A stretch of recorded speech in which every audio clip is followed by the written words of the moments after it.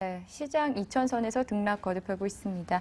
우리 시장 어떤 대응 전략 필요할까요? 예, 알아봐야겠죠. 동양증권 삼성역지점 박진희 차장 전화 연결돼 있습니다. 차장님 안녕하세요. 네, 안녕하세요. 네, 자주 전화 연결을 하시는 것 같아요.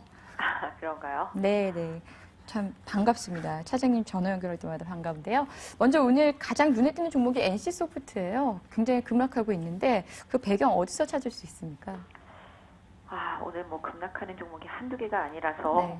뭐 아침부터 눈에 띄었던 종목은 NC소프트라서 아마 핵심적으로 좀 더 눈에 많이 띄실 것 같은데요.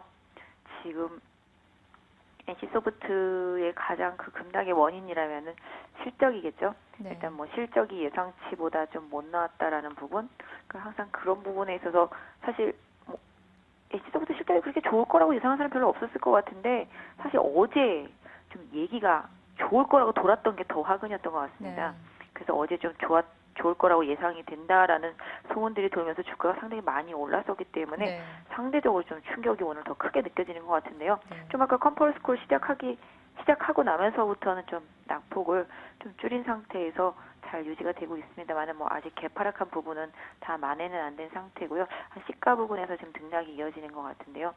전체적으로는 일단은 뭐 리니지 부분에 대한 부분이랑 아이언 같은 경우에 대한 부분, 실적 부분 계속적으로 좀 이어지고 있기 때문에 뭐 앞으로 좀 더 지켜봐야 되겠습니다만은 한번 이렇게 추세가 확 무너지고 난 종목들은 좀 회복하는데 좀 시간이 오래 걸리기 때문에 단지 가격이 싸다는 이유로 이렇게 막 접근하기보다는 네. 실질적인 뭐 수급이라든지 실적 이런 부분들이 좀 변하는 걸 좀 지켜보시는 게 좋을 것 같은데요. 가격 면에서는 사실 뭐 18만 원 정도면은 싸게 보이는 가격이기도 하긴 한 것 같은데요. 일단 오늘 전체적으로 좀 충격도 시장 충격이랑 같이 함께 좀 세기 때문에 다음 주에 조금 수급의 안정성이라든지 리포트 좀 나오는 것들 개인 투자자분들은 좀 확인하시고 대응하시는 게 좀 더 낫지 않을까 싶습니다. 네. 게임주들 얼마 전부터 이제 성적표 내놨는데 1분기 줄줄이 굉장히 안 좋은 실적 내놨습니다. 이 시점에서 게임주들 어떻게 보십니까? 사실 뭐 게임주들은 이런 것 같습니다. 뭐 실질적으로 주가도 그동안 좀 많이 빠졌었다가 또 바닥에서 상당히 또 많이 올라오기도 했어요. 네. 예, 뭐 여러 가지 면에서 그런 부분들이 있었는데 실질적으로 실적을 뭐 내놓는 걸 보면은 온라인 쪽들은 좀 많이 안 좋은 것 같고 네. 모바일 쪽들도 안 좋을 것 같은데 기본적으로 모바일 쪽에서는 그래도 2분기부터는 좋아질 거야 라는 네. 그런 기대감이 주가의 급락을 방어하고 오히려 좀 강세로 이끌었던 그런 흐름이 최근에 이어졌거든요. 네. 그런 모습만 본다라면은 시장이 뭐 좀 확실히 뭐 테크라든지 이런 부품이나 장비류들 같은 그런 하드웨어 쪽보다는 소프트웨어적인 이런 게임이라든지 컨텐츠라든지 이런 쪽에서 최근에 좀 강세 흐름이 이어지고 있거든요. 네. 그래서 그런 흐름이 꾸준히 뭐 게임즈 쪽에서도 뭐 지금 최근에 환율도 그렇고 여러 가지 면에서 봤을 때 계속 부각되고 있는 건 사실인데 사실 게임즈라는 거는 눈높이에 따라서 사실은 뭐 주가가 많이 결정이 되고 있기 때문에 네. 지금 뭐 최근에 강세였던 뭐 컴투스라든지 게임빌 이런 정도 섹터에 한 2개 정도만 모바일 쪽에서 앞으로 좀 기대감이 좀 강하다라는 점에서 본다라면은 게임주를 투자하시더라도 그냥 아무거나 막 하시기보다는 네. 좀 선별적인 투자가 되어야 되지 않겠나. 네. 오늘 보면은 NC소프트도 급락하고 뭐 조이시티 막 이런 것도 급락하고 있거든요. 네. 다 온라인 섹터들이잖아요. 그러니까 모바일 쪽에서도 좀 차별화되어 있는 그런 종목들만 좀 선별 투자하는 게 좀 맞지 않겠나 싶습니다. 네. 게임주 중에서 모바일 쪽 컴투스와 게임빌 이러한 이제 차별화된 종목들에 투자해야 된다 이렇게 말씀을 해주셨습니다. 네, 어제죠 검찰이 서정주 셀트리온 회장을 약식 기소했습니다. 증권가에서는 대주주 리스크가 해소됐다 이러면서 장 초반에 좀 상승을 하다가 지금은 이제 약보합권으로 들어갔는데요. 어떤 대응 전략 필요할까요?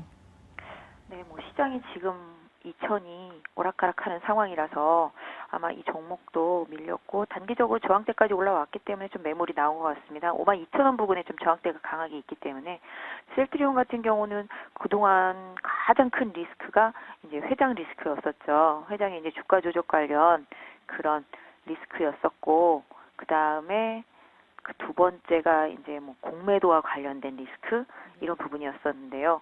뭐 실질적으로 공매도와 관련된 부분들은 어느 정도 조금 해소가 된 상황이기는 한데 실질적으로 이제 회장에 대한 리스크가 오늘 좀 해소가 되면서 주가가 좀 상당히 어제 좀 많이 셌었고 오늘 장 초반에 좀 셌었다가 지금 좀 약해지는 흐름이긴 합니다만은 이런 면에서 본다라면은 뭐 가장 강력한 악재 중에 하나가 일단 해소가 된 거잖아요. 그럼 결과적으로 셀트리온이 앞으로 가기 위해서는 그다음 수반돼야 될 건 뭐겠습니까? 실적이겠죠.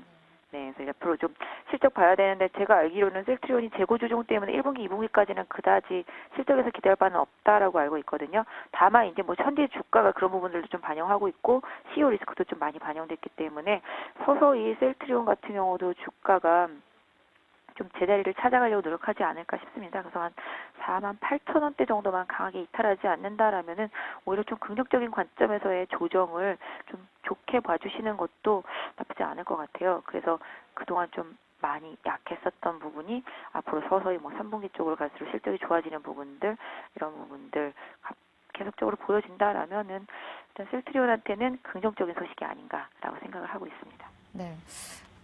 시장에서 박스권 탈피 기대를 했었는데 또다시 이제 2,000선 아래로 내려갔거든요. 이때 이제 오늘 어떤 전략 가지고 투자를 해야 될까요? 일단은 2천만 넘어가면 뭐 기다렸다는 듯이 이제 투신권의 환매 물량이 나오고 있습니다. 네.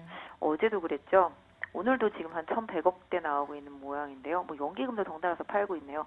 근데 외국인들이 다 받아주고는 있는데 선물도 사고 외국인들이 계속 사고는 있는데 네. 외국인들은 뭐 다른 거에 관심이 없고 지수에만 일단은 좀 관심이 있다라는 것 같아요.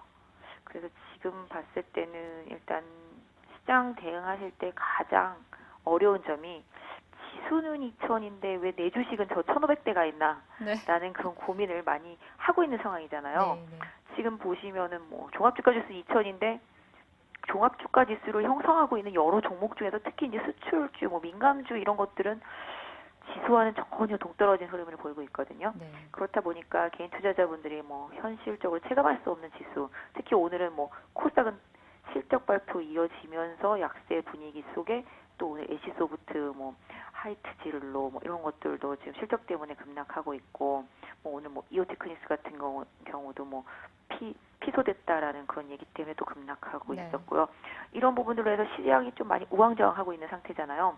뭐 사실 이거를 기회로 삼아야 될 것이냐, 피해야 될 것이냐라고 개인 투자자분들 많이 좀 고민 많이 하실 것 같은데, 그렇죠. 네. 개인적으로는 결국은 지수가 가면 딸려갈 수밖에 없는 것들이 이제 거래소의 지수 관련주들이거든요.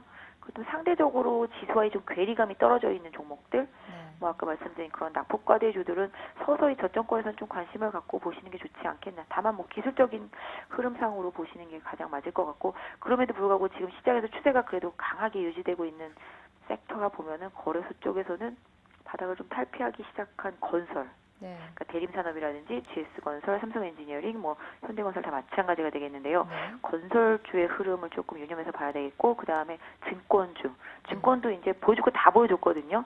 네. 정말 간이고 세게고 다 빼줬고 다 네. 보여줬고 이제 뭐 모든 걸 다 보여줬기 때문에 이제 증권도 더 이상 나올 악재는 없다라고 생각이 되는데, 사실 네. 증권에 있어서 가장 큰 악재는 뭐 시장이 안 좋은 거랑 거래량 부진 뭐 이런 거지 문제들이었는데, 이런 부분들은 시장이 뭐 2천선에서 올라가서 계속 올라가면서 좋아지면은 충분히 해소될 수 있는 부분이기 때문에 네. 시장이 올라갈 때 좋아질 수 있는 쪽 하면은 건설이랑 증권 섹터는 꾸준히 좀 보시는 게 좋을 것 같고, 나머지 민감주 섹터는 좀 기술적인 부분에 있어서의 이격 조정을 위한 뭐 반등 이런 부분들을 좀 기다리시는 게 낫지 않겠나.